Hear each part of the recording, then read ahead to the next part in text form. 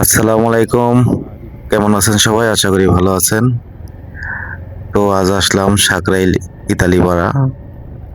ইতালিপাড়াতে আমার বোনের বাড়ি, খালাতো বোনের বাড়ি। সেই বাড়িতে বেড়াতে যাচ্ছি। তো ইতালিপাড়া এত নামকরা একটা গ্রাম। তো সেই গ্রামের রাস্তা এখনো ফুল পাকা হয়নি এবং কিট সোলিংও হয়নি। অনেক জায়গায় কাঁচা রাস্তা।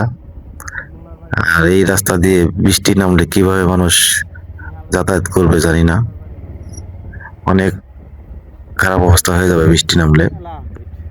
তো যাই হোক, দেশের মেম্বার চেয়ারম্যান আছে, তারা একটা ভালো বুঝতে পারবে, বুঝবে, আর এলাকাবাসী বুঝবে।